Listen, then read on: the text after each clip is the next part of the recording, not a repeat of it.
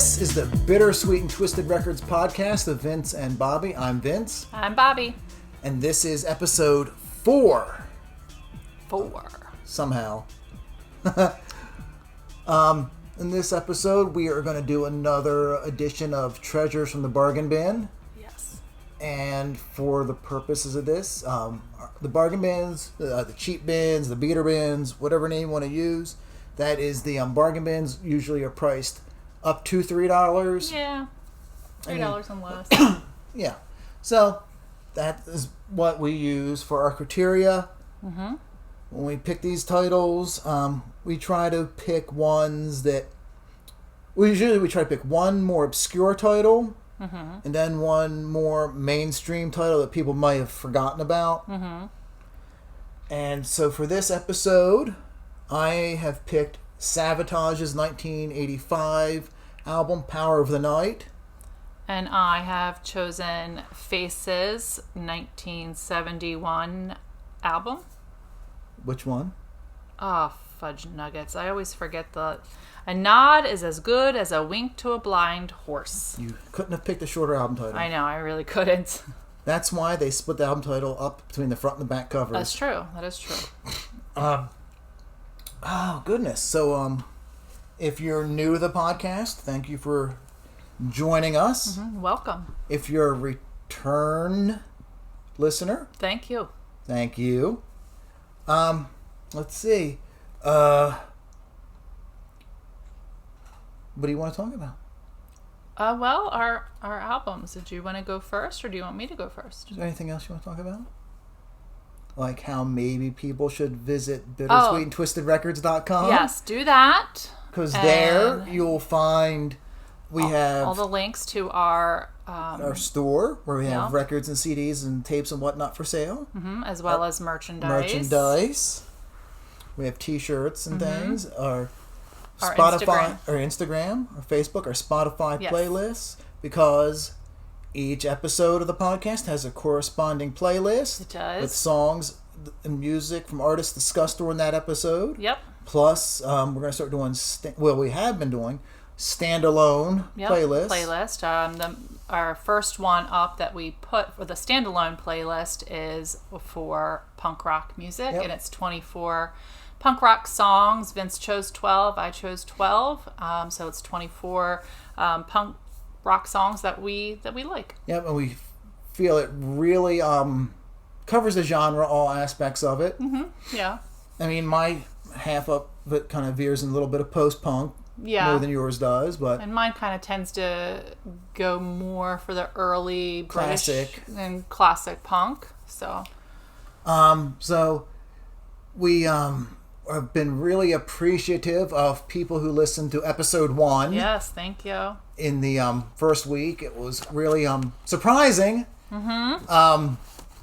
Because, we're not advertising other than just us little selves talking into this microphone and posting on Instagram and Facebook. So we know that we have some listeners in Germany. Yeah, what up? So, Guten Tag. Thank you. Thank you to the person in Belgium. Yeah.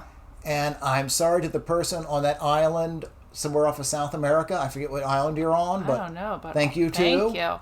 And then we have a bunch of Americans. Yes, Americans, and we appreciate you. We gotta get some British people on here. Come on now, and some Canadians. Yeah, because our first Treasures from the Bargain Bin was about. I forget who I did. You did Frankie Miller. I did Frankie Miller from Scotland. From Scotland, so that one is and then I did. You did Meatloaf, who's popular over there. So we definitely, I feel like we should have some friends over there. Where are you guys? Come on now. And then this week, come on, we're gonna pull you in. Talking about Faces, so that's another British band. I know, but we appreciate each and every one of you. Yes. So if you appreciate us, we hope. Make sure that you subscribe, like, follow, share on whichever platform you're listening to us on. Yes. Let people know. Spread the word. And if we're not your cup of tea, just go ahead and... If you know someone whose cup of tea we may be... That's true. Let them know. Let them know. And so they can listen to us, because we just want to get out there to everyone. We're just a couple of people who just love music. And we just want to talk about it. Yep. And we want to share it with you. Yes. And hopefully maybe we'll open your ears to something you hadn't known of before. That's true. That's our hope. So let's get started with some treasures from the bargain bin. Go for it. I will start. You go ahead. So my treasure is Savatage, Power of the Night from 1985. Mm-hmm. And Savatage were formed in Florida in 1979 by brothers John and Chris Oliva. Yes. They had previously had their own bands. And they joined together and formed their band Avatar. Now, right. Chris was a self-taught guitar player. Never had a lesson. Oh, really? Self-taught completely. And John was originally the drummer. Did he have any lessons? Do you know? I don't know. I want to be self-taught. So he was originally the drummer, but then they got a drummer, so he moved the bass. Okay.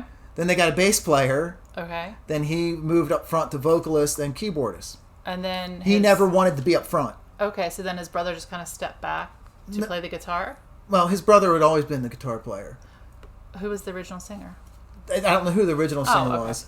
But, finally John came to the front because he just wasn't interested in being the front. That's funny. But sometimes you just got to do it for the people. Yeah. So they were Avatar. Okay. And they played around, Florida, 'cause where they're from. They're influenced early on by Kiss and Van Halen. Okay. But they end up developing their own heavier sound. Mm-hmm. Very European, sounding like Judas Priest and Iron Maiden, stuff like that. And they recorded their first album, Sirens. Okay. And the night before it was supposed to go to the printing press, they found out there was another band called Avatar. Ah! And so this was 83. So they had to come up with a new name. Oh no! So the John and Chris got together with their wives, and they wrote out on a piece of poster board Avatar, and they knew they wanted to keep like the AVAT. Oh, that's funny. So like we want to keep that part of the logo, right? But they're like, so I think it was John said we want to have a cool S that's memorable, like in the Kiss logo. Oh. So they made the S at the beginning. They're like Savatar. They're like, no, that's not good. No. And then one of them said, well, what if we took off the R and put like a GE like in Savage? I love it. So they're like, Savatage. And they're like, oh, that's good. That sounds cool. That sounds good. And recently John has said, he's joked that in French, Savatage means something like smelly feet or something. He's joked about it, but I'm sure it doesn't. But now, was it already did they catch it before it went to the printer? Yes, they caught it before. Okay. So it was last minute. Unlike the other. Unlike Night Ranger, who originally called Ranger. They pressed up 10,000 copies and found out. So they had to change their name. They had to throw out all the album covers. Oh, that would have been a horrible blow. And so they released Sirens in 83 and then the Dungeons Are Calling EP in 84. So in 85, they signed a major label deal with Atlantic Records, and they released Power of the Night. Mm-hmm. And that was produced by Max Norman, who went on the work of Ozzy and Megadeth. Okay. And so with the major label album, they had more money for tour promotion and all that. So it sold better than the indie stuff. Okay. And they got to tour nationally. And the bands and the fans liked the album, but it sold okay. Mm-hmm. I mean, coming from indie world, the numbers for indie would have been okay. But for a major label, they're kind of like, you could have done better. So that seemed... So when did they... That was in 80... 85. When did they form? 79. Okay, so that was still fairly, in the music world, not a lot of time. Yeah. That was fairly quick. So, Atlantic Records apparently were not terribly pleased with the overt sexual content of some of the songs. No. They had songs like Necrophilia, Skull Session, and Hard for Love. Yes. So the label said, all right, we'll give you budget to make a music video for the song Hard for Love if you change the lyrics to Hot for Love for the single version. Mm-hmm. So the band thought about it and went, nah. I love that. That's like, screw you, big man. So, I mean, which was a pretty ballsy decision to do on your first major label album. That's true. You're like, nah, I ain't going to do it. So, I mean, Hard for Love was released as a promotional 12-inch, but there was no video. Mm-hmm. So, since, I like how they stood up for themselves. Yeah. That's great. So, the album Power of the Night, we're looking at it right here. Mm-hmm. The one I have is a promotional copy, and I got it out of a 50 cent bin. Ooh. So you Savatage fans out there are trying to get one of these off eBay, dropping $40 to $60 for one. Wow. I got 50 cents. Yeah, I mean, for 50 cents, it's in and the vinyl's in good shape. The cover's a little... Yeah, the cover's a little warped, but still, it's pretty... The album cover is so metal. It's very metal. First of all, Savatage have one of the best logos of any metal band last 40 years. It's awesome logo. Yeah, it's definitely a memorable one. Like it's like Kiss, you know, you'll see it and you know what it is, even if it wasn't the right name. If you didn't do one of those... Yeah. It's like those... quizzes thingies, apps. They have like memorable logos. Yeah. And they change the names, but they use the same style logo, and you have to guess of what band or what product they were talking about. So it's very similar to that, like Kiss or Savatage. It's very memorable. And this was the first of their albums to feature this logo. Oh, okay. And they've used it. Excuse me. Well, it's changed slightly over the years, but it's the S and most of them. The T and the G have changed a little bit over the years. Mm-hmm. But it's mostly stayed the same. Mm-hmm. And the album cover, it's got like a metal fist. Oh, yeah. Breaking through glass. Breaking through glass. But behind the fist, you can see like a night sky of stars. Yes. And this is probably inspired by the title track, Power of the Night, because there's a lyric in it, raise the fist. Which made me realize that. Yeah, raise the fist of the metal child. Yes. So it's metal. It's cool. That's cool. Especially for that time period, you know, it's typical what you would see like in the metal world. Yeah, I really wish they'd release this image do a retro style T-shirt. Oh, that would be fun. That'd be awesome. It would be. But I mean, I personally, I don't think it's as good as the first album and EP, but there's still some good tracks on here. Most of it's pretty good. What makes you say that? Compared to the first, because I thought the first ones were more raw, more they there's no expectations put on them. Okay. So I mean, like more raw than Necrophilia. Well, sound wise, but they had the edges smoothed out a little bit on this. I mean, there's still some heavy stuff on here, and stuff like Necrophilia is not going to get you on the radio. No. But, I mean, as far as, like, major label metal albums from 85, it's aged pretty well. Nice. Like I said, they were in, a little bit of Judas Priest, Iron Maiden. I might throw in, like, Raven in there, too. But a little bit of the heavier Dio, maybe, because they toured with Dio in the mid-80s. Oh, that would have been a cool show. Yeah, I mean, it's a good record. I mean, it's not one of my favorites, but it's probably around the middle of my... I'm just picturing all the tight jeans and the hairspray hair from that show. Probably. And the chains and the spikes. Probably. Oh, man, there had to be tons. So after that, record label, we're not that pleased with them. Mm-hmm. Well, I'm sure, because they stood up. But it sold enough for the label to think, we can do something with you guys. We can make money off of you. Yeah. Because back in the 80s when they would labels actually give a band some albums to grow on. Like now it's like one and done. Right. Yeah. So the record label was like, well, for your next album you got to be more commercial. Okay. And John Oliva had already been writing songs that he wanted to give to other artists because he wanted to stay behind the scenes where he always wanted to be. Mm-hmm. And so he was like, I'll use these other songs. And the record label was like, no, you're going to record those songs for Savatage. And so they released in 1986 Fight for the Rock. And the single from that was a cover of Badfinger's Day After Day. Okay. And it's actually not that bad of a cover. Mm-hmm. It's a little metalized, but not too cringy. Okay. But I mean, it sold a little bit better than Power of the Night, but the band and the fans didn't really like it. Mm-hmm. I mean, John, in hindsight, looks at it positively. Okay. Because he says enough good experiences in hindsight regarded to it, but at the time they thoroughly disappointed. So after the tour, during the tour, the band decided they were going to break up. Oh. Because they, it wasn't what they wanted to make at the time. Okay. So they were going to break up after the tour. And Chris already had auditions set up to join Megadeth, who just formed. Oh, wow. And John was going to fly out to California to audition for Black Sabbath. Wow. To be the singer. So, on the last show of the tour, the Atlantic Records A&R man, Jason Flom, brought producer Paul O'Neill to meet the band. Okay. And this meeting, Savatage would never be the same afterward. Oh. Because O'Neill, he liked the band and told them that he would help them. He would take care of their debts and help them with gear and get going so they could focus on music and not have to worry about money. So they saw enough in them. So he saw something there. And he said that in exchange, I want you guys to co-write with me and let me produce you. Okay. Because he saw something in them. So they agreed, and their first collaboration with O'Neill was 1987's Hall of the Mountain King, which is considered by the fans of Savatage to be one of their classic albums. Oh, good. And it took them to another level of songwriting and album sales. And it was during this period that O'Neill encouraged John Oliva to embrace more of his love of Broadway and classical music. Okay. And he's told the Oliva brothers that they were too good just to play generic metal. Oh. He saw the talent in them. Okay. And he said, you guys should explore and expand.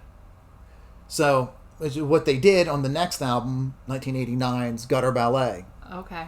Which I believe sold 500,000 copies, and it's been their highest selling album. Okay. And they got some MTV airplay on that one. And that's where I first heard them. Okay, on MTV. Yeah, the song Gutter Ballet. And Would that been on Headbangers Ball? And actually got a little bit of airplay on Dial MTV, the request show in the afternoons. Oh, okay. Yeah, because back in '89, it was almost all like metal stuff and hair metal. Oh, yes. And a couple, like, then you have like Bill Biv DeVoe would be in there. Oh, yeah, absolutely. But that's also probably the time, well, it was the time when MTV actually played music. Yeah. Imagine that. This whole generation had no idea what we're talking about. No idea. Now it's just all reality stuff. I don't know. Is MTV still on? Yeah. I don't even know. Now it just MTV doesn't even stand for music television. So mediocre TV. Yeah, mediocre TV. So that sold well. Okay. And then so did they embrace that Broadway style? Yeah. Oh yeah, they started bringing those piano on that album, but there was still a lot of heavy stuff on that album. So how you're describing it is making me flash back to our first episode when I was talking about Meatloaf and that whole theater rock. It was like you could describe Wagnerian. What they were. Yeah, a heavy metal Meatloaf is what they were becoming. Okay. So that's what I'm picturing in my head. It was some just really heavy stuff, but then like piano, they were becoming their own thing thanks to O'Neill's encouragement. Oh, good. And so, in 1991, they released Streets, a rock. I think it was Streets, a rock opera. I think it was the full title. Okay. And that the Atlantic Records really thought that was going to blow up. It didn't. Oh. And John was coming more, giving more into his demons, alcohol. Oh, yeah. And so, after that tour, he decided he was going to step aside. Okay. Well, John's the brother who did not like to be in the forefront. Yeah. Okay. Now, before they went on to do this other rock opera style, did everybody in the band, were they still okay with that? And everybody went with them? Yeah, because from... Nobody left, is what I No one left at that point. They did have... you had Johnny Lee Middleton join on bass, I think, on Fight for the Rock. Okay. And he replaced Keith Collins, who played on the early stuff. Okay. And the drummer at that time, his nickname was Dr. Kill Drums. So he stayed with them into the 90s, too. Johnny Lee Middleton stayed the rest of the band's career. Okay. But during I think it was the On the Mountain King tour that Chris Caffrey joined on rhythm guitar. And he played with them through the Gutter Ballet tour. And he left after that, and he didn't do the Streets tour. But after John left after the Streets tour, he just wanted to concentrate on writing. He still wrote for and co-produced Savatage. Okay. And he started a side project of Chris Caffrey called Dr. Butcher. Okay. Which was really heavy. Oh. But John's replacement as a singer in Savatage was this guy, Zach Stevens. Okay. Who at the time a lot of people considered the pretty boy. Oh. So with Zach as the singer, they released Edge of Thorns in '93. Well, I guess John wanted to be in the behind scenes anyway, so I guess this was kind of good for him in a way. So so they did Edge of Thorns a little bit different sound because you had a different singer who's a more melodic. Mm-hmm. Let me say, John's voice is an acquired taste. Okay. Because he has a clean voice, and he has like a gruff voice, and then a shrieky voice. Oh. So Zach is a much more melodic singer. Okay. Much more commercial singer. And at the end of the Edge of Thorns tour in '93, Chris Oliva was hit by a drunk driver on a head-on collision and died. So that's so sad. But John decided, even though he wasn't performing with the band at that point anymore, he wanted to keep it going as a tribute to his brother because his brother loved the band so much. Yeah. Savatage was his life. He loved it. And so John kept it going. And so the next album, Handful of Rain, was actually, most of it was recorded by John himself. He did all the music. Wow, he really took it upon himself to make sure he did this right. And so Zach sang on it. Chris Caffrey came back. And then the record label wanted, like, I think this is the story, I'm not screwing it up, wanted more of a name guitar player lead. Okay. So they Alex Skolnick from Testament came in because he just left Testament.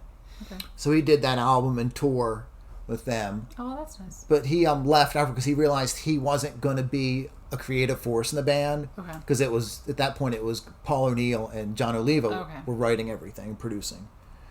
So after he left, they brought in Al Pitrelli, who had played with Alice Cooper and Asia and done a whole boatload of session work.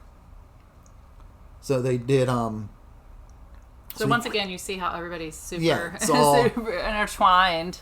So in '95, they released an album called Dead Winter Dead, which it brought in a lot more classical. Yeah. Each album brings in more classical and Broadway influences. Okay. So by mid '90s, Savatage barely resembled the band from 1985. Right. Who started?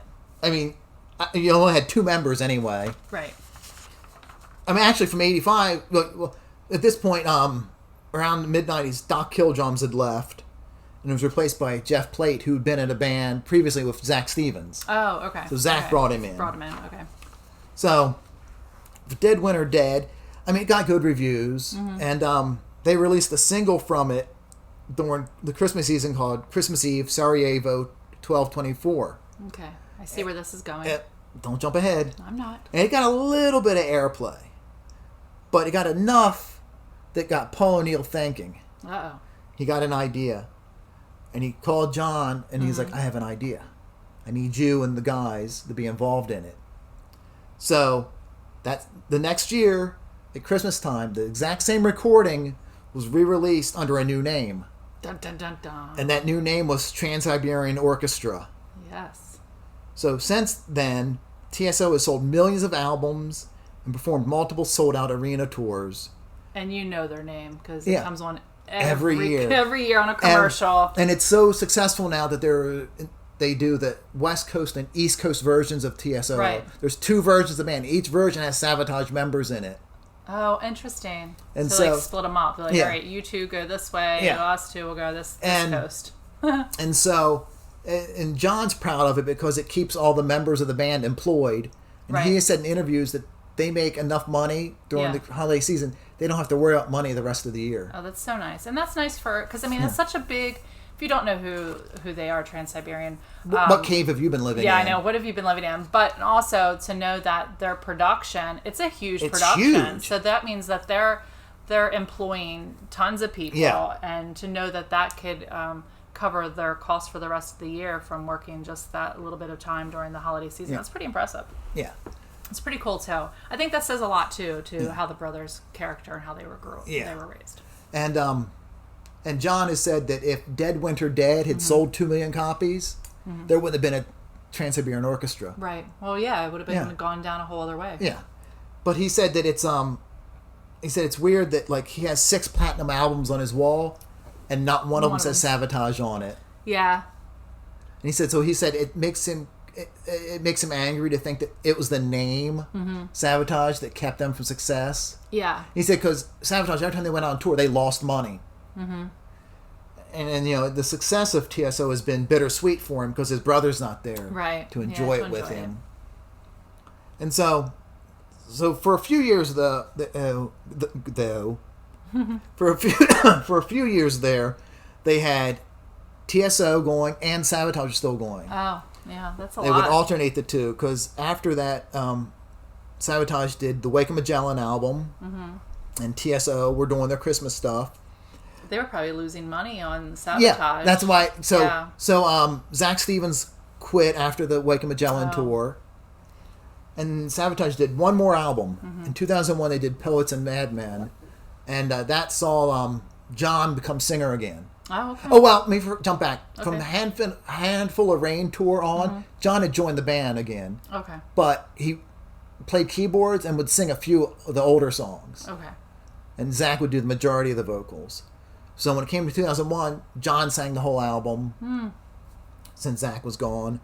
Well, now do you think that was just as good as an album? Because now you said Zach had a more melodic sound. John's voice had changed since he last sang on a full album. It had grown. All right. And he had a lot more expression in his voice than he had earlier. But for a tour for that, they hired a singer to sing all the Zach songs. Oh, okay. So, but then after that tour, the band went on hiatus because, like John had said, they were losing money. So they made no financial sense to keep doing Savatage when they had this other thing that made so much money. Raking in the money. So Savatage went on hiatus. But, the other guys in the band, Zach Stevens had a band called Circle to Circle. Okay. John had another band called John Oliva's Pain. And a lot of the early John Oliva's Pain songs were based on ideas that he'd worked on years ago with his brother Chris.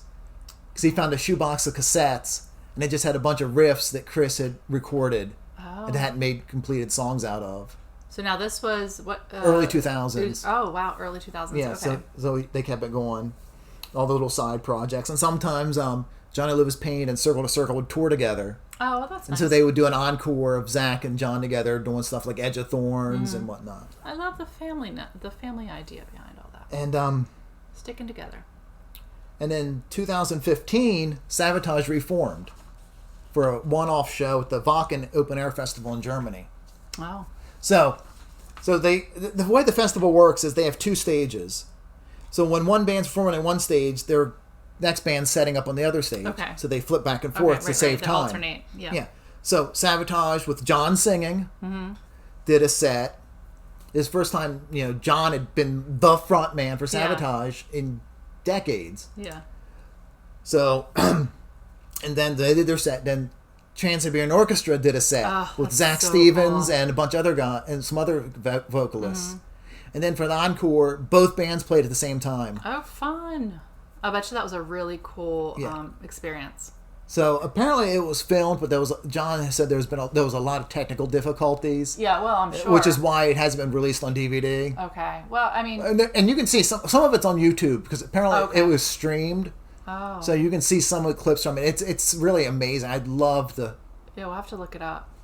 I've never seen Trans-Siberian. I'd love to see it. I would love to see it. Maybe we'll have to see. Holidays coming. Yeah, and as Trans-Siberian Orchestra have gone on over the years, they've added more Savatage songs to the set. Oh, nice. And now Zach is a member of Trans-Siberian Orchestra. Originally, he wasn't. So they don't just do holiday songs? No, they actually have a couple non-holiday albums. I always thought that you were just going to hear the whole, your typical Christmas songs. No, because most of their Christmas songs are originals that Paul and John wrote. Okay. And so they throw in Savatage songs, just for the fans of Savatage. Yeah. And these people never heard of Savatage, love these songs, and you're like, well, you didn't know these songs. Yeah. They've added all this stuff. And then last few tours, Zach has come aboard. Oh, fun. So they do some songs from his tenure with Savatage. Okay. But when they do, when TSO did do tours with their non-Christmas albums, they play smaller venues. Oh, I just really... with less spectacle. Okay, yeah, I really thought they only toured around the holidays as Trans-Siberian, and their whole niche was Christmas. And that kind of kept me away. So this is good to know. See, people who don't know this is good to know. Now you know. Yeah. But in 2017, while on tour with Trans-World Orchestra, Paul O'Neill passed away. Oh. And apparently it was an accidental overdose. He recently had back surgery. Okay. And so his pain meds and his sleep meds interacted. Yeah, it's not a good combo. No. Please be careful, everyone. So, but, they continued on. Because, Yeah. I mean, it's sad, but... The show must go on. Yeah, there was too much riding on it. Yeah. But over the last 3.5 decades, Savatage have created a worldwide cult following because they never broke through at a big level. Just stayed right underwater. Yeah. Yeah. But the fans are dedicated. I'm one of them. I know you are. I know. I love Savatage. I know you do. And a lot of other bands since then have considered them an influence on the progressive and power metal genres. Yeah. Yeah, that I could definitely see that as the power metal, yeah. And I mentioned John Oliva had John Oliva's Pain, and Zach had Circle to Circle, but the other members have also had bands. Oh, I mentioned Dr. Butcher. Yeah. Was that also just a band? That was a band, yeah. That Dr. was Butcher. Early 90s. That was when John had left Savatage. John and rhythm guitarist Chris Caffrey. Right. They did like an album and like an EP, I think. So Dr. Butcher was the band's name? Yeah. Oh, that's funny. Oh. And then Doc Killdrums had a band called Reverence. Okay.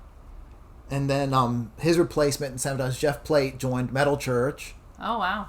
At Jeff Plate Music, you can check him out. I'm looking on him. He seems like most of these guys. He seems like he still has a whole head of hair. Yeah, he does. I'm so jealous. Oh, wow. He really does. Yeah. There he is there. Look, look at shirt he's wearing. Let me see. Oh, that's when he was signing the Hourglass 10-inch. The one that you just got. Yeah, I don't have a signed one because I didn't have $90 to drop on it. I love how looks like he's living in a very modest house. It seems like all the guys in the band, when they see pictures of their homes, they all live modestly. I love that. They haven't let all this Trans-World Orchestra success go to them. They have just that's great. That makes me happy. I like that stuff. That's a. Oh wait, who's this signing them? This is another guy. Let me see. I think it might be the picture. Yeah, that's Zach Stevens. Okay, he's signing them too. Yeah. So Vince recently, Savatage have released the a 10-inch picture disc of the song "The Hourglass" from the Wake and Magellan album. How they picked the release as a single 23 years after it came out is beyond me. It's a beautiful record. It's a beautiful picture disc. Beautiful picture disc. And they were included on the B-side. It's 2 songs from the Edge of Thorns sessions. So you could have had they had some signed ones that they did on their website on Savatage that were like $90. Yeah, and they sold out in a couple hours. Right, they sold out. So you can see that they have a good following, the people that are loyal to them. The Hourglass picture, there's 2,000 copies. Yeah. So they did. The band had some. Some signed was mine, and they numbered them. They're all hand numbered. Mine's not signed, but it is numbered. It's 491 out of 2,000. Woo! That's still really cool. That's exciting. Yeah. And I met Chris Caffrey once because he was playing in Doro Pesch's band for the U.S. tour, and he opened with his solo band. And I got a picture of him. We're giving the medal, and he signed my Dead Winter Dead CD booklet. But in 2021, this year, Savatage announced that their back catalog was going to be reissued on vinyl. Yes. Hourglass being one of those.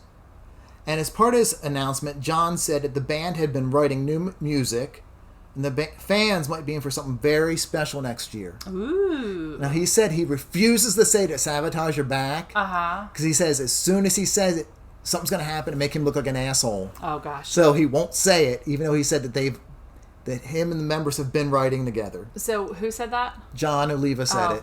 So because for over the years, he's been like, all the members have been saying, ever since 2001, they're all like, we would love to do Savatage. We'd love to. All the members love the band. And they would love to do it, but it comes down to John. And so John has always been like, I don't know. No, it's dead. Oh, I'd love to do it because it's this love they all have of each other. Yeah. Now, Mike Howe? That was the singer from Metal Church. Okay.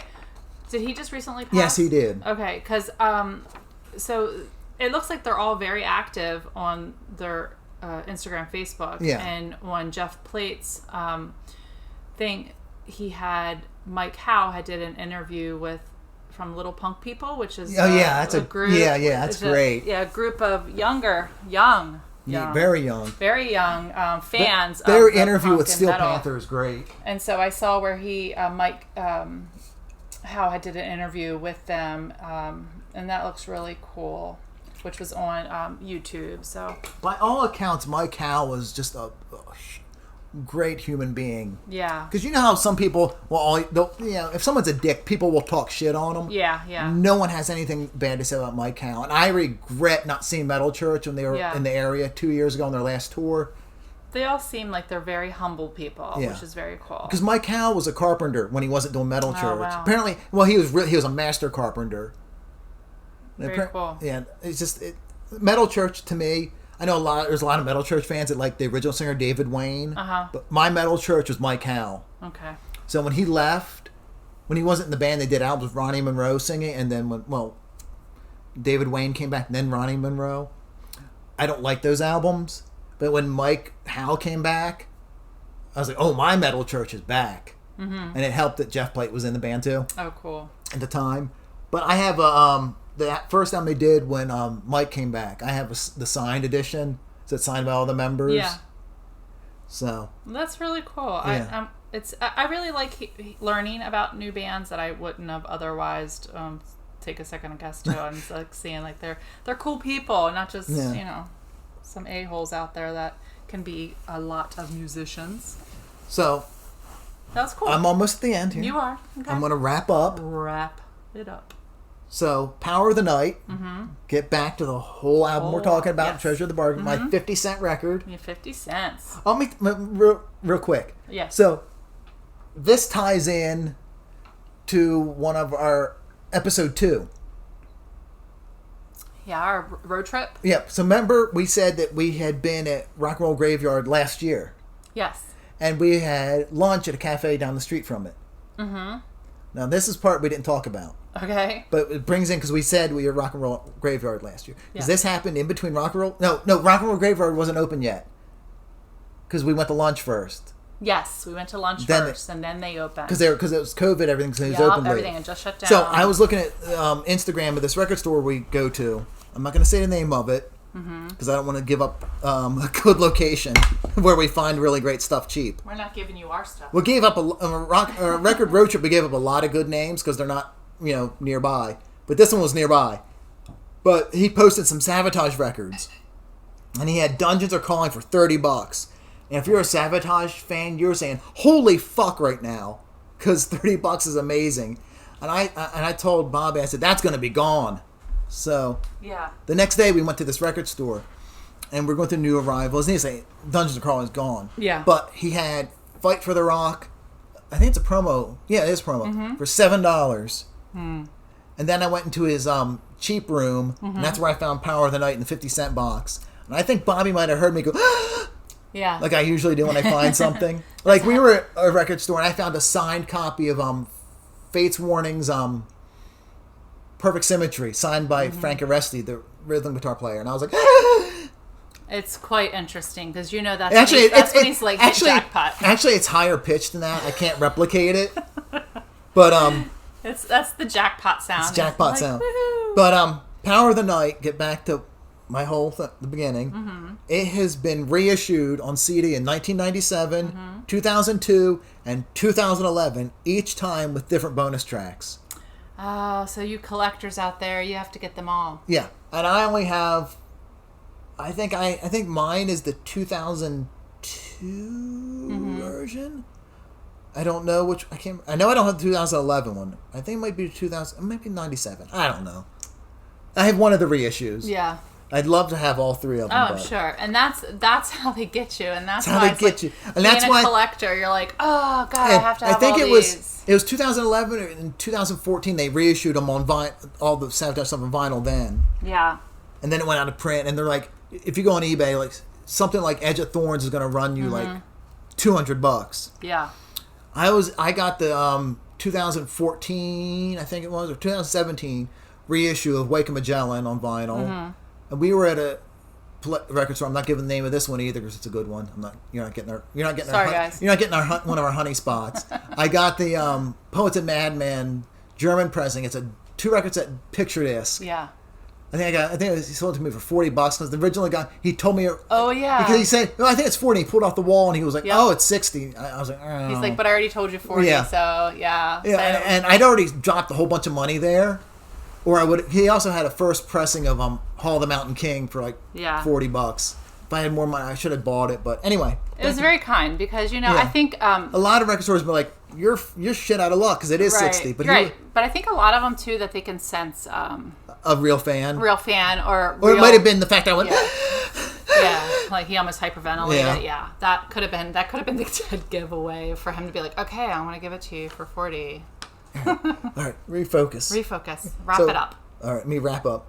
So, back when Power of the Night was released by Atlantic Records in 1985, no one could have predicted that Savatage would morph in the Trans-Siberian Orchestra. That's true. And that band's worldwide success would happen because of their meeting with Paul O'Neill, who was brought to the band because of Jason Flom, the A&R guy from Atlantic Records. Yeah. So if they had never signed with Atlantic, Trans-Siberian Orchestra never would have happened. That's true. If they had signed with like CBS Records, well, CBS at the time, or or EMI or something, it would have been completely different. Paul O'Neill never would have entered the picture. And that for Paul O'Neill to have that idea too. Or he's like, "Hey, I have an idea." Yeah. So it changed. If you think of all the people in the band, not just Savatage members, all the people from Trans-Siberian Orchestra, all their lives are changed by this one decision that Chris and John made to sign with Atlantic. It's very moving. It's very cool. So it's awesome that this album created a life for so many people. Yes. So many people. It's amazing. It is very cool. And for once, even though there's death involved in my story, I have a happy ending. It's true. You do. So that brings us to the end of part one. Part one. So part two, we're going to get to come back and talk about one of my... You're going to hear her just lather up Rod Stewart. Lather up Rod Stewart. But yes, so we'll be coming back talking to Faces. So take a break, get a drink, and come back and check us out. All right.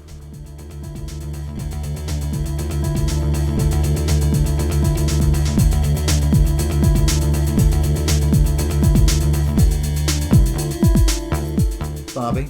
Vincent. Do you know what I like? What do you like? I like when our listeners go to bittersweetandtwistedrecords.com. I like that too. Do you know why I like it? I'm not sure. Because there people will find a link to our eBay store where they can buy records, CDs, cassettes, movies, shirts, posters. Anything that you could think of. And you know why I like when people go there and buy stuff? Because we get more followers and friends. That too, but I also like money. Yes, money's nice.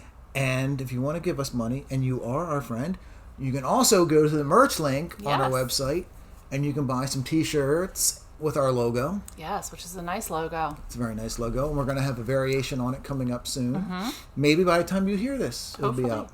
But we don't know yet, because I can be lazy sometimes. And that variation would correlate with the playlist, which is a standalone playlist. It doesn't follow any other episodes, but it's 24 punk songs, 12 that Vince had chose, 12 that I had chose, that we feel that represents a lot of the time period of the punk genre. It's a lot of early punk. Yeah, a lot of early punk. It stretches from early days of punk into when it morphed into post-punk. Yeah. But we also we decorated our Raven logo with its own personality to represent the punk rock. Which is... He's got a mohawk and a safety pin in his beak. It's very cool. And so we're going to do more standalone playlists.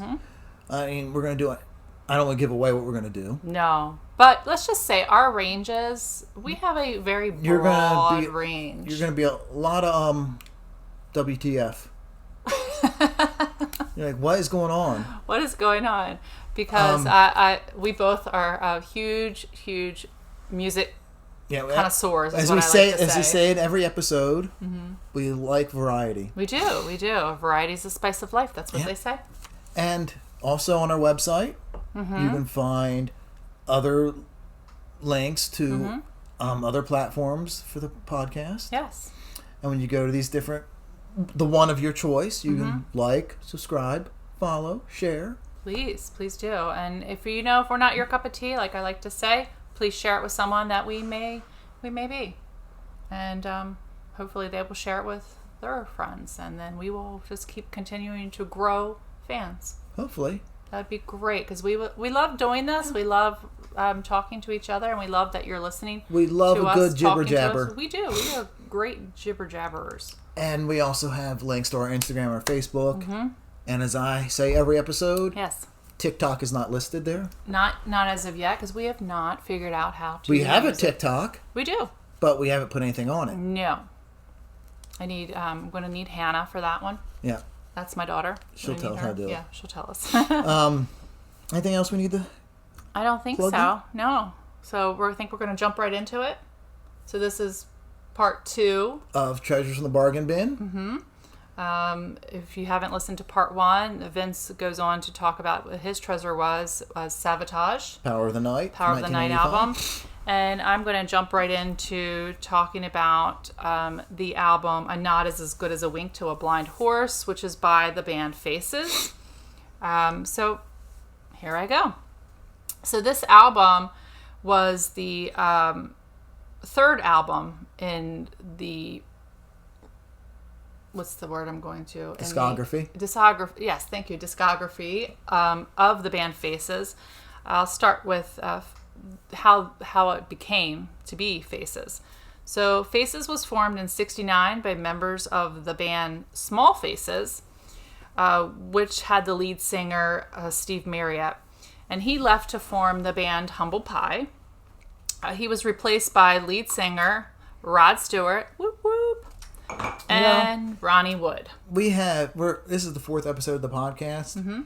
And so far, out of the 3 out of the 4 episodes have mentioned Rod Stewart. I know. I'm sorry. I just love Rod. I can't help it. I think we might have to do a Rod Stewart only podcast.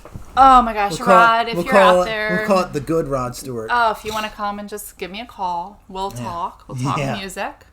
But yes, I am a big fan of Rod Stewart. So it was Rod Stewart and Ronnie Wood, who were both from the band Jeff Beck group originally.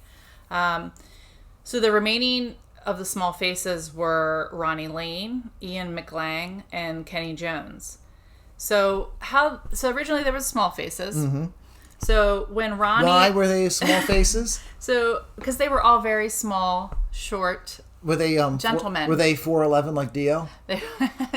Dio is not 4'11". That's what Harold Zabrowski, Harry Zabrowski from last podcast had mentioned, that Dio was 4'11". I looked it up. Google says he's 5'4". I don't know. It could be. That might be a little generous. Might be a little generous. Maybe that's when Dio wore his shoes. Yeah, maybe when he wore his elf heels. Yeah. So the original members were all short in stature, but when they reformed, one of the members mentioned that they could no longer be called Small Faces because Stewart and Wood were both around 5'8" in height. So they were giants compared to those 4'11" guys. Right? So when I would Google images, you could see Stewart and Rod. Stewart and with Rod's hair, he must have been at least 5'9". At least 5'9". And Ronnie Wood, who were both, this is the 70s, so they were all wearing platform shoes or shoes with heels. So in the picture that I saw, Wood and Stewart looked ginormous compared to everyone else, but I know that really wasn't the case. So because of their height differences, in that comment, they went on to be called Just Faces because, they were all taller. So when Faces went on, they didn't have much success with their first or second album. But around the same time as this album was being released, Rod Stewart had also signed his Solo deal. And his big hit Maggie May was released. So with the release of Maggie May have helped. Maybe. I don't know, but it may have helped push a Not As Good as a Wink to a Blind Horse as being becoming a really good seller. So what was the single that helped this Faces album sell? So this was the this album produced the song "Stay With Me," which was this album's huge hit. It went on to be number 6 on the U.S. Billboard Top 200 albums because of this song, and it went on to become number 2 on the UK albums charts. There was plenty of other great songs that were on this album. One in particular that I really, really like is Memphis, which was originally written and played by Chuck Berry, which I think is an amazing rendition. It's a great song. I remember growing up. Oh gosh, I remember growing up. I don't even know what I saw. I remember seeing Chuck Berry. I was a really young little girl, and I remember Chuck Berry. He was with George Thorogood when he first started, and I remember Chuck Berry going across that stage doing his little foot kick. Yeah, and I was enthralled. But yeah, so that song is a great song. I mean, he has other ones in there like Miss Judy's Farm, You're So Rude, Last Orders Please, Debris, Too Bad, and That's All You Need, are some of the other songs on the album. But so this came out on the first pressing was on the Warner Brothers label. Mm-hmm. It has the album that I found in the cheap bin or the bargain bin. It's pretty good shape. Yeah. It has the original inner cover. The first pressing, when it was released, they came out with it also included a poster, which was many like Snapchats. Oh my goodness! Oh, these guys, time travelers. Yes, they're time travelers. Snapshots of the band and various and groupies. So there was titties. There are a lot of boobies and a lot of like nudity. But it was a big poster. I'm not sure exactly the size of it, but it's a pretty big poster. But when Warner Brothers released that, they second guessed themselves with releasing that and releasing those images in the record. So they went ahead and re-released the album a few weeks after the initial release without the poster. So out there on eBay, I have looked because I'm feeling a little jaded because I don't have my poster and I want it. So I looked up to see the prices of it, and for about $35 you can get the first pressing, and that's including the poster. I mean, it's not in the best shape, a lot of them, but that's just the starting out bids. So you can find it out there. There was only 2 when I looked, but so I'm determined to get that poster. I would love to be able to find it in a dig versus having to buy it because it's just not the same feeling. No, I mean, but yours could be one of those ones issued immediately without the poster, or it could have had the poster taken out because it does have the green label, right? So it's definitely an early pressing, right? So so when it was re-released, so it had many different releases over the years and reissues over the year because it's a great album.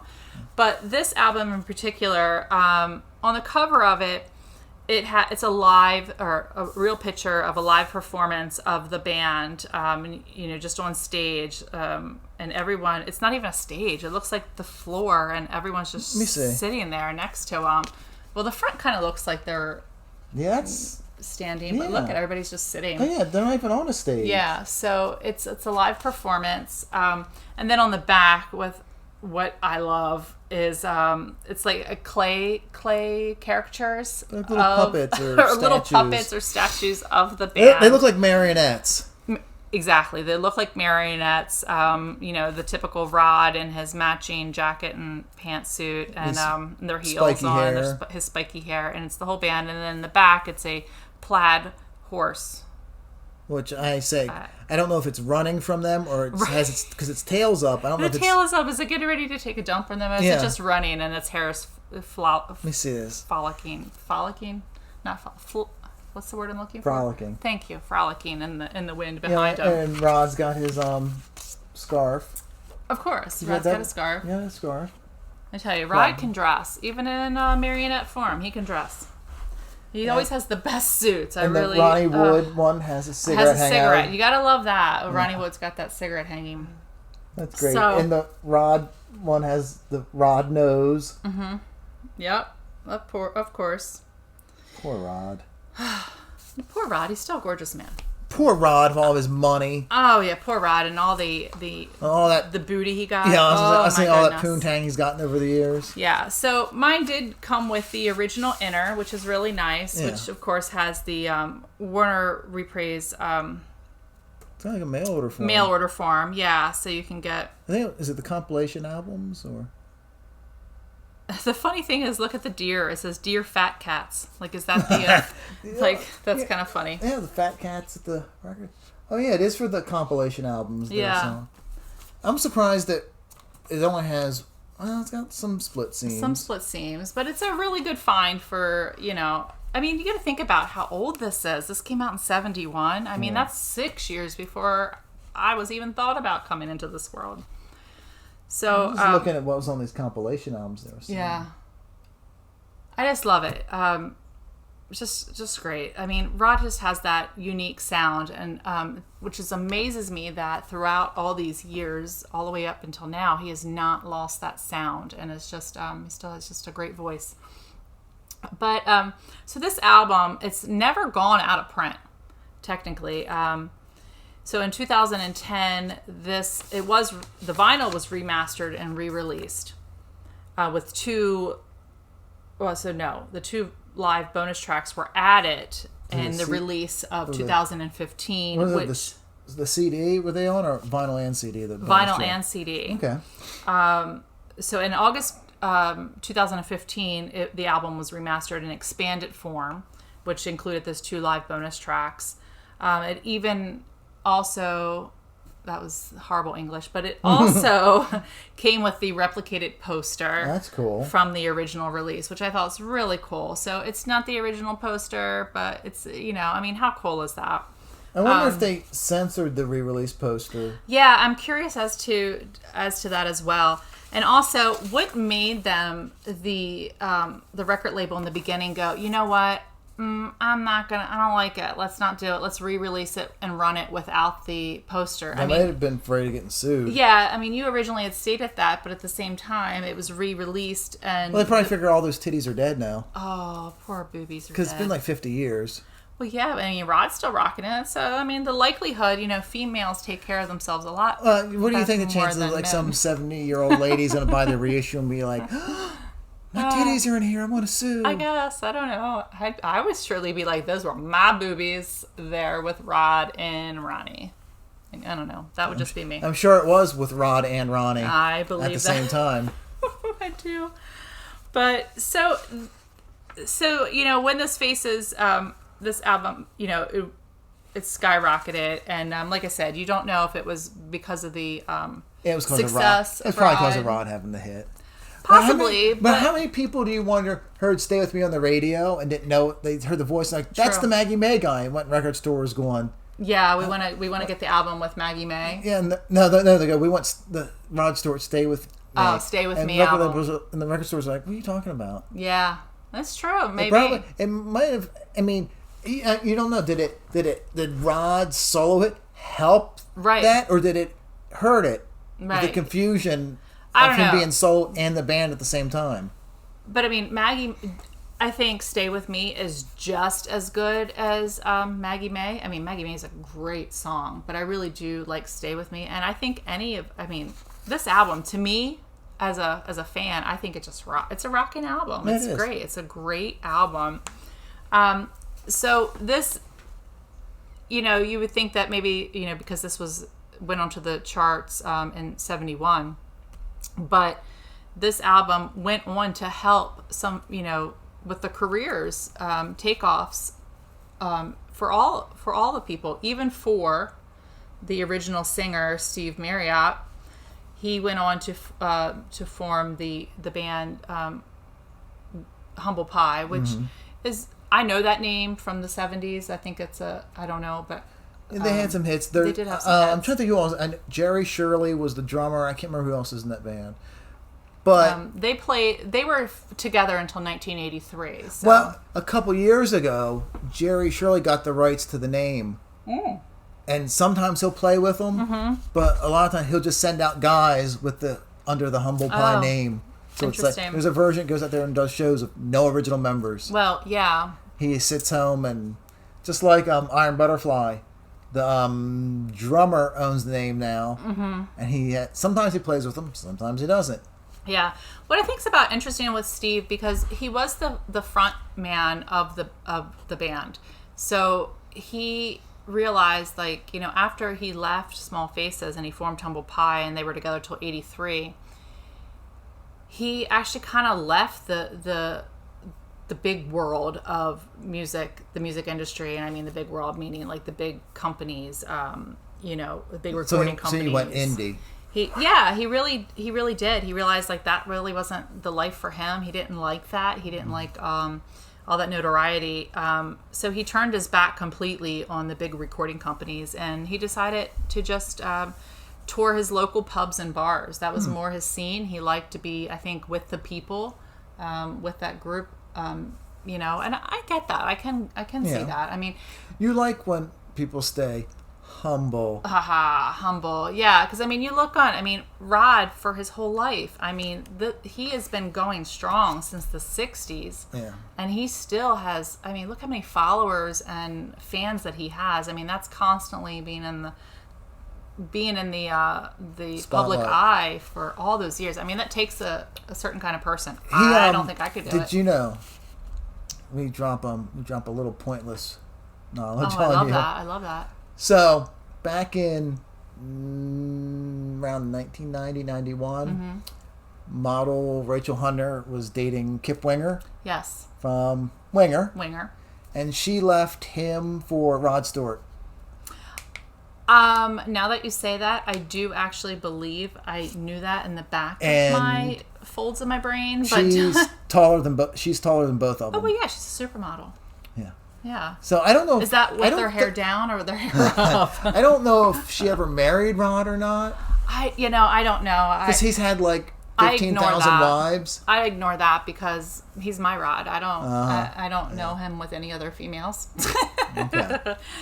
But so Steve. Let's get back to Steve. Because he was the original founding member. He decided to just play for his local pubs and bars in and around his England. His England. So he unfortunately, in 91, he passed away in a house fire.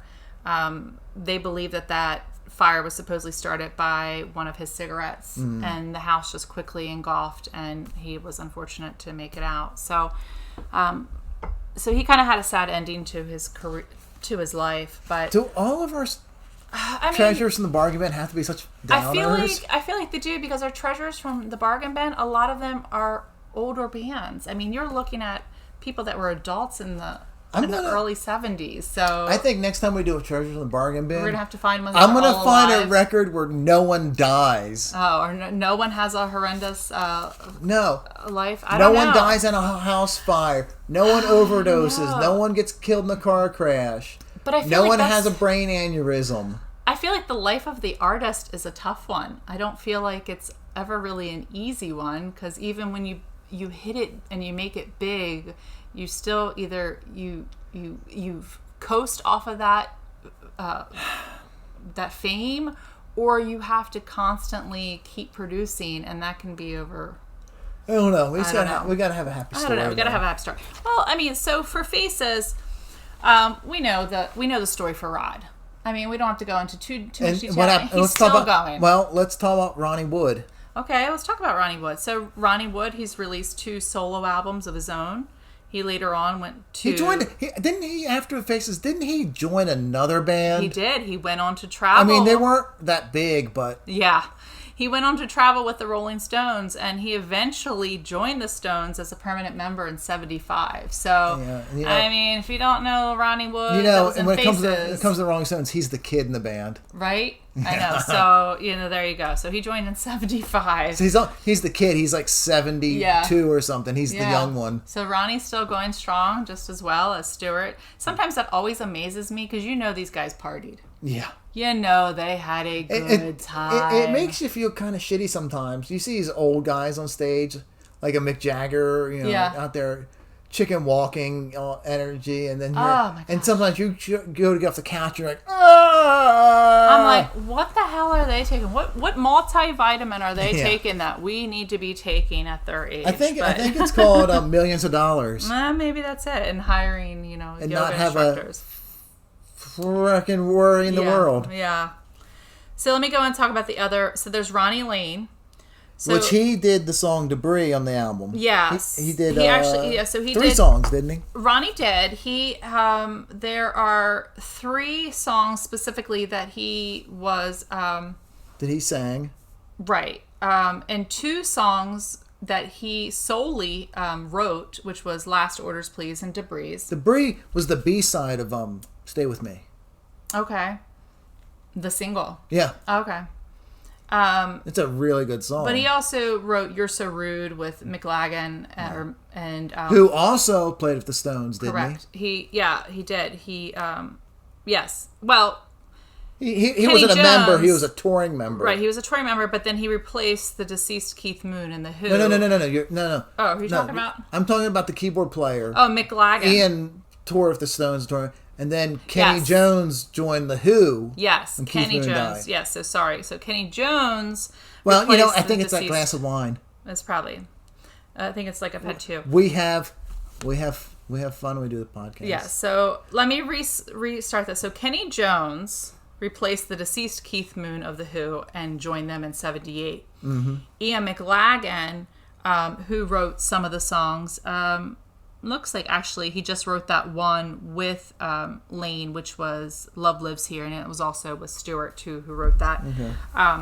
But Ian would later become, he was a touring musician with Rod Stewart. I mean, he played in so many bands. I'm just going to list just a few. He played in the Rolling Stones, which we mentioned, and Billy Bragg. Okay. Later on, and of course with Rod Stewart as a solo artist throughout the years. He also had several solo albums, which is nice to know. What's he doing now? He passed away in December 2014 of a stroke. Mm-hmm. So, so it was kind of sad. But what about Ronnie Lane? Yeah, Ronnie Lane, that's another little bit of a sad story for Jesus. the band. I know, I'm sorry. So Ronnie Lane, he left Faces after his role diminished within the band. He really wanted to have a more of an active role in the band as far as writing, as performing. But of course, we know Stewart, he kind of overshadows everyone. So Lane left there. He was replaced by the Japanese bass player Tetsu Yamauchi. So Lane later, technically he retired from the music industry in 1977. And I say retired with the bunny ears, the quotations. The quotations, because he did fronted a few of his own bands and did some solo work. But he was having a lot of personal illnesses that wasn't quite figured out until later on, which he was diagnosed with MS, multiple sclerosis. Aww. Yeah. But one thing I think that was really moving is when I was doing my research, I saw that when Faces was indicted into... Indicted? Isn't that the inducted? Right? Inducted. Indicted's like court stuff, right? Yeah. So inducted. Sorry, guys. He was inducted into the Rock and Roll Hall of Fame, where the whole band was. And he was able to come to the ceremony when they performed. Mm. And he was in a wheelchair at the time because he could no longer walk. He could not perform. playing the instrument, but he was able to, do some backing vocals with that. And he passed away in 97 due to the complications of MS. So that's sad. But they all, for the most part, all really stuck together as a family, like we've saw throughout most of our, especially your Savatage and mine. You see that they really kind of stick together. Me throw in another little nugget. Throw in a little nugget, please. If I may. You may. So, since I like to name drop. You do like to name drop. So Kenny Jones, I think it was in 89 or 90, he formed a band with Paul Rogers of a Bad Company. Oh. They were called The Law. And actually, when we were on our record road trip, I saw the CD. But the booklet was all water damaged. Oh, bummer. And stuck to the case. Oh, that's a bummer. It was a shame. So I was going to... Yeah, that would have been great to just kind of have that in the collection. Yeah, because their band was called The Law. Okay. And they only had one album, and their single was called Mystery on a Heartbeat, which was written by Phil Collin of Def Leppard. Okay. And they ended up recording their own version of it. So what year was that? That was in 89 or 90 that I was came going to say, out. well, how young was Collins of... Colin, well, he joined Def Leppard in like 83, 84. Okay. I don't know. I guess I just picture it because Collins is... I'm sorry. Colin. Def Leppard is in my era from time that I remember being a young kid listening to. So therefore, I think you forget that they're in their 60s now? I forget that we are old. Yeah. So in my head, I'm like, oh yeah, you had to be a baby. Well, it reminds me. I saw this thing on Twitter. Someone had posted that it's some magazine or something that interviewed some girl who's 20 about. They asked her about something about what song sticks out in her memory. Yeah. And it was a Pixie song. Okay. And I remember my grandparents used to play this. Oh my God, no. Well, I mean, that's going to be my grandchildren too. So they'd be like, I remember Mom used to play Danzig and Slayer. Oh my God. My grandma. Well, I mean, it's like, it goes back to, I have 3 daughters, listeners, and my oldest is 23 and my middle's 21 and my youngest 17. So Aubrey, who's my middle daughter, she has a playlist on her Spotify account. It says my mom's cooler than your mom. And I love that because it has songs that she grew up listening to through me, and of course it's a whole mix because of how much music that I love. So she has like the Ramones on there, and she has Rod Stewart, I think, and then she has like Blondie, and then she'll have like Nelly and Ludacris, and so this huge plethora. And hold on. Do you know which Nelly and Ludacris songs? I think the Nelly one is, oh my gosh, well, it's the one that goes, it's getting hot in here. I don't even know what the song is. Okay. But anyway, Ludacris, I'd have to look. I'm not good with names of songs, but I'd have to look. I mean, yeah. Okay. But so it's kind of fun to me. So it's kind of nostalgic for me to see, and I feel all warm and fuzzy, like, yay! I raised my kids right. They know a huge, plethora of music, and so that's how. I mean, I hope. I mean, the thought of hearing someone say that they heard their grandparents play the Pixies, it makes me be like, oh my God, I'm so old now. Yeah, it made me happy that a few weeks ago when we were out at the brewery. Yeah. And we were talking about music, and we brought up Kiss Beth. Yeah. Kiss on Beth, and she was like, "Oh, that's such a good song." Yeah, I know, right? I'm like, yay! My daughter knows who that is.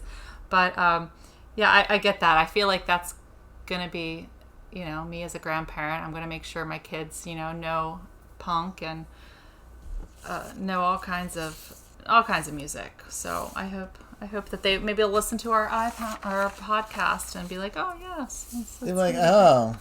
They're like, these are too long. Oh, probably. But you know what? Whatever. We enjoy them. We'll listen to episode 3. It's only an hour. So that's pretty much all I have on this album, particularly. So so what are the Faces doing now? Geez.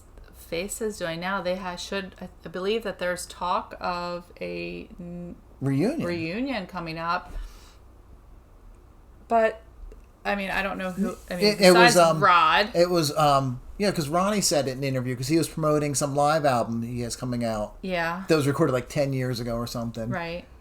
But yeah, it's Ronnie, Kenny Jones, and Rod Stewart have been recording. Ronnie Wood. Yeah, they didn't bring back Ronnie Lane from the dead. They didn't. So it's Wood, Jones, and Stewart have been recording new music. Yeah, so that's exciting. So I'm curious to see that. I mean, we know that Stewart's voice hasn't changed much at all. Too much. So I'm curious to see how it would be once they're all back together. And oh my gosh, if they went on tour, oh my god. Because the Faces before, I think it was before Ian had died, they got back together without Rod. Right.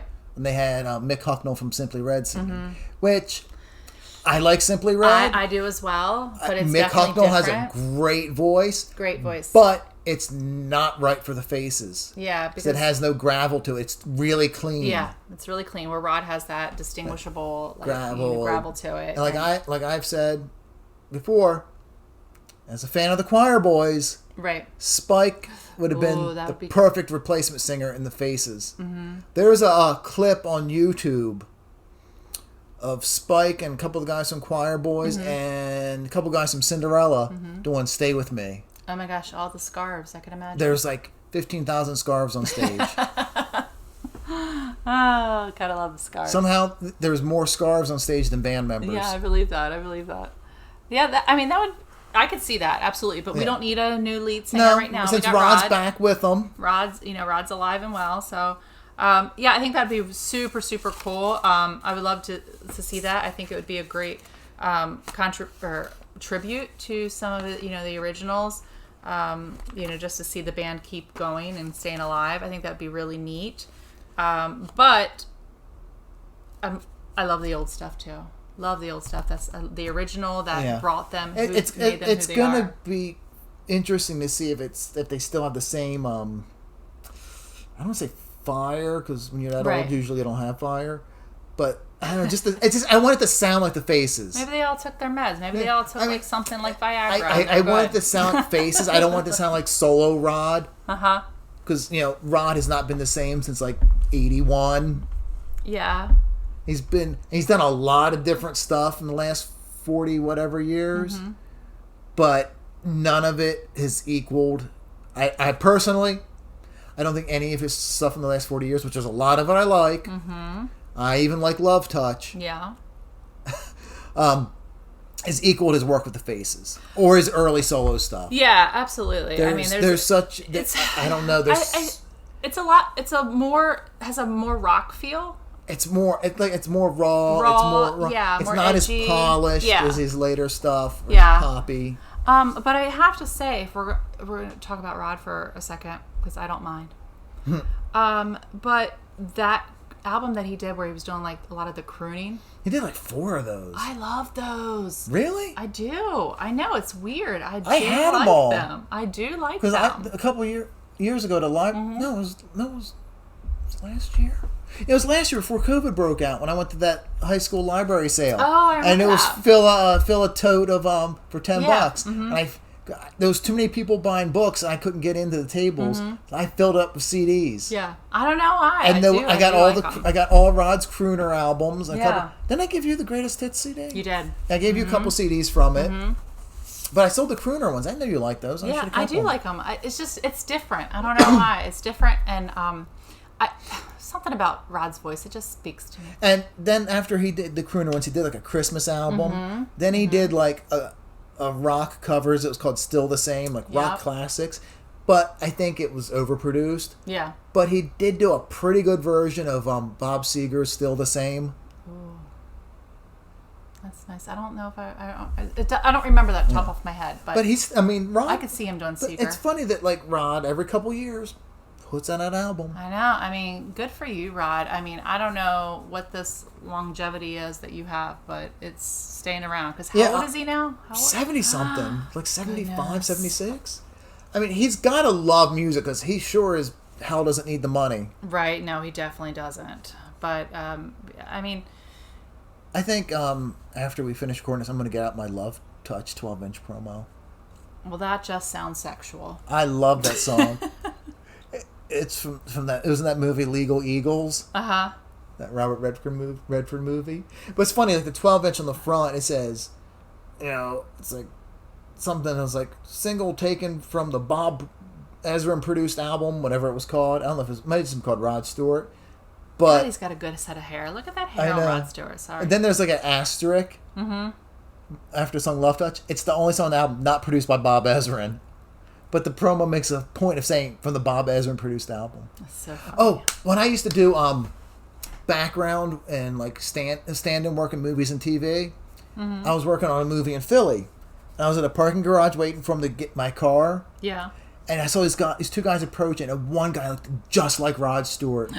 Identical. What? He had the hair and everything. That's it. And he had a scarf, like, and he was coming closer, and I was like, oh shit. Is that Rod Stewart?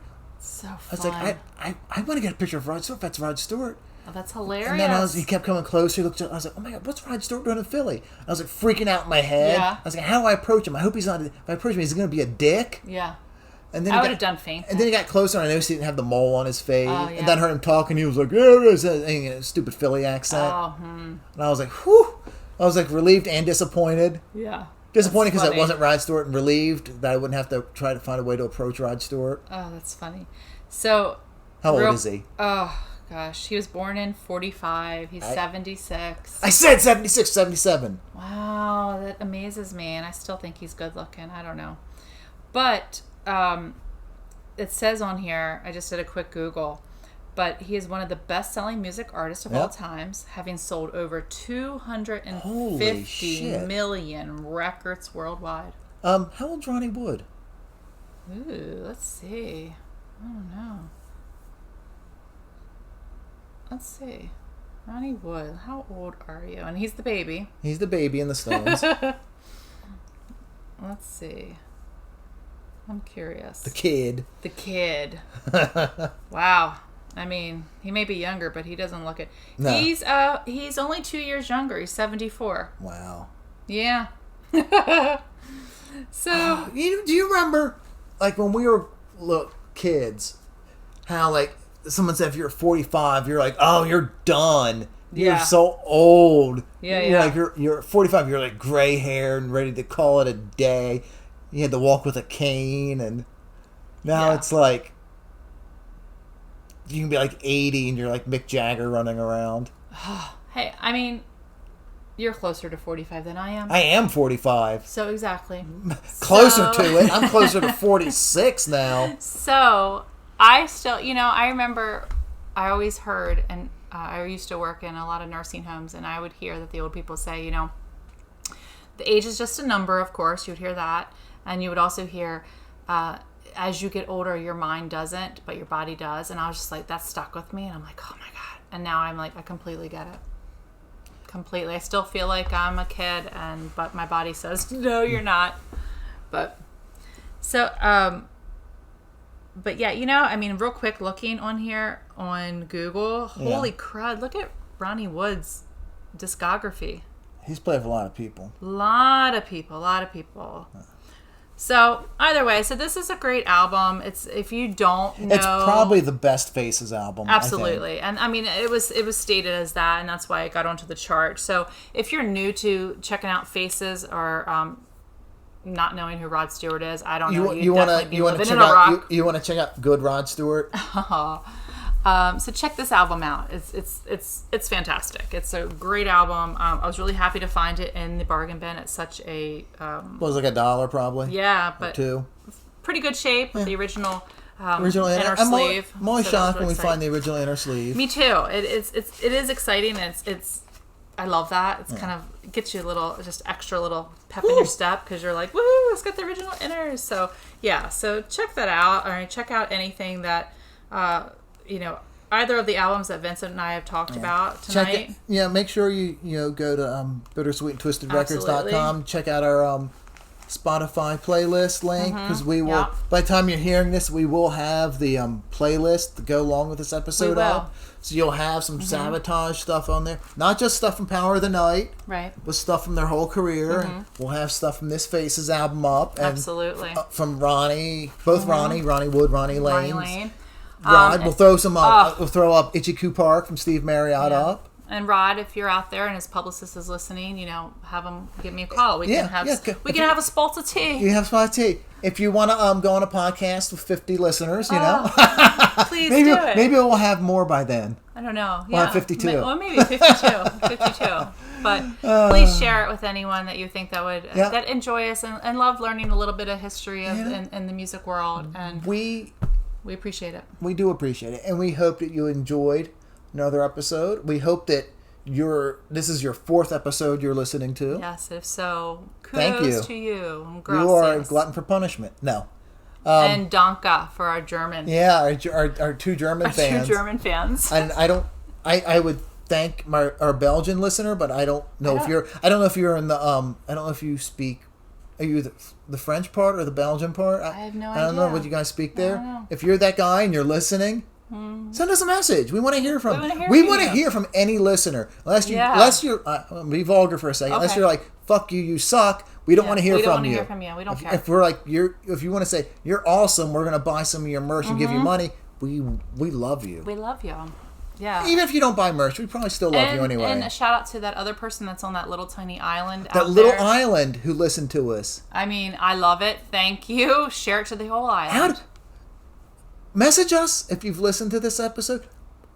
We want to know how you found us. How'd you find us? Yeah. How did you end up stumbling upon us? Because what caught your eye? Was it our awesome logo? It was probably the logo. Yeah, most likely. It is a really cool logo. Yeah. Maybe most likely they're probably just the Meatloaf fan. Well, that's okay if it led them to us. Yeah. Thank you. Well, I think we should end this before we keep rambling. Yeah, we could. Yeah, we got another 2-hour episode probably. Yeah. But it's fine. You listen to half of it on your way to work. And the half on the way home. Yes, absolutely. So, make sure you subscribe, like, follow, share. Please. Check out the website, bittersweetandtwistedrecords.com, for all your Bittersweet and Twisted Records needs. Mm-hmm. And thank you, and make sure you come back for episode 5. Please. Whenever that is. Absolutely. All right, bye, everybody. Bye.